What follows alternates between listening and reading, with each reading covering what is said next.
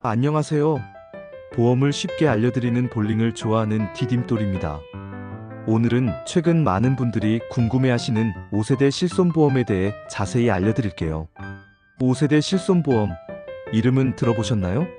기존 실손보험과 무엇이 다른지, 그리고 가입을 고려하고 계신 분들은 어떻게 활용하면 좋을지 함께 알아보겠습니다.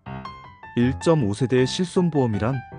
5세대 실손보험은 2024년 1월부터 새롭게 시행된 실손의료보험 제도입니다. 기존 실손보험과 비교해 큰 변화가 있었는데요. 가장 큰 특징은 다음과 같습니다.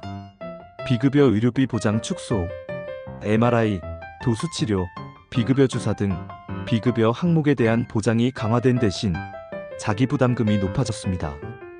비급여 치료를 받을 경우 30%의 자기부담금이 발생하고 최소 10만원 이상은 본인이 부담해야 합니다.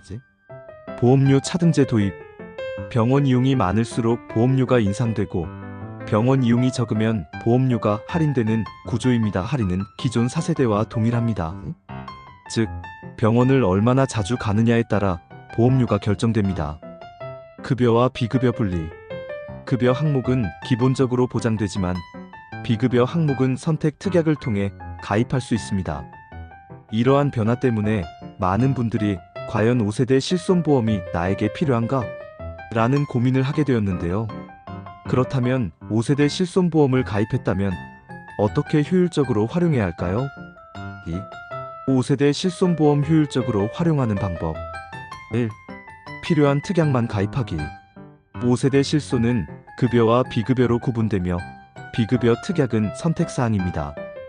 병원 이용이 적다면 급여 부분만 가입해 보험료를 절감할 수 있어요. 하지만 도수치료나 비급여 주사를 자주 받는다면 비급여 특약도 함께 고려해보세요. 2. 병원 이용 기록 관리로 보험료 인상 방지. 병원 이용이 많을수록 보험료가 오르는 구조이기 때문에 꼭 필요한 경우에만 병원을 이용하는 것이 유리합니다. 또한 보험금 청구도 필요할 때만 진행해 보험료 인상을 방지하세요. 3. 비급여 부담이 큰 항목은 대체 치료 활용. 도수치료나 비급여 주사 같은 치료는 자기 부담금이 높기 때문에 급여 항목으로 대체할 수 있는 치료법을 선택하는 것이 경제적입니다. 예를 들어 물리치료로 대체하거나 건강보험이 적용되는 MRI를 이용해 비용을 절감해 보세요. 4. 정액보험과 병행해 리스크 분산. 실손보험은 실제 지출한 병원비만 보장하지만 정액보험은 진단만으로 일정 금액을 받을 수 있습니다. 예를 들어 암보험, 뇌혈관보험 등을 함께 가입하면 갑작스러운 질병으로 인한 경제적 부담을 덜 수 있어요. 5. 장기적 시각으로 보험 갱신 시기 대비. 5세대 실손보험은 1년마다 보험료가 갱신으로 예상되지만 확정은 된 것은 없습니다. 갱신 시점마다 보험료 변동을 체크하고 재가입 조건도 미리 파악해두세요. 건강 상태에 따라 재가입이 어려울 수 있으니 건강관리도 필수입니다. 6. 자기부담금 기준을 정확히 이해하고 청구하기. 급여 항목은 20%에서 30% 본인 부담, 비급여는 50%에 최소 10만원 이상 본인이 부담으로 예상되지만 확정 공지된 내용은 없습니다. 따라서 작은 병원비는 청구하지 않는 것이 보험료 관리에 유리할 수 있습니다. 7. 보험료 비교로 최적 상품 선택.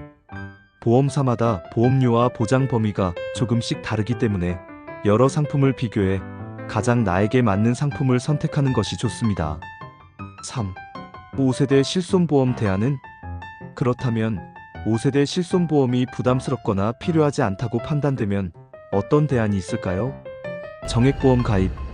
암, 심장, 뇌혈관 질환과 같은 고위험 질병에 대한 정액보험을 통해 큰 의료비를 대비하세요.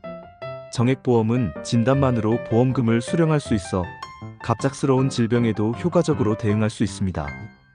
특히 유병자는 유병자 전용 정액보험을 고려해 의료비 리스크를 관리하는 것이 좋습니다. 진단비 중심의 보험 구성.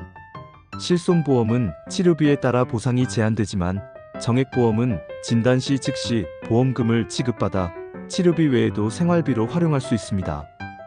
입원 일당 보험 활용.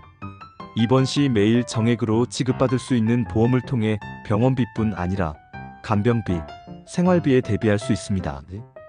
국민건강보험 활용. 급여 항목 치료는 건강보험에서 보장되므로 실손보험 없이도 큰 부담은 없습니다. 본인 부담 상한제, 재난적 의료비 지원제도 등도 활용해보세요. 의료비 저축. 매달 보험료로 낼 돈을 따로 저축해두는 것도 하나의 방법입니다. 병원 이용이 적다면 저축이 더 경제적일 수 있습니다. 단체보험 활용. 직장에서 제공하는 단체보험을 활용하면 저렴한 비용으로 실손보험과 유사한 보장을 받을 수 있습니다. 결론. 5세대 실손보험은 이전보다 보장 범위가 줄고 보험료 부담이 커졌지만 여전히 의료비를 대비하는 중요한 수단입니다.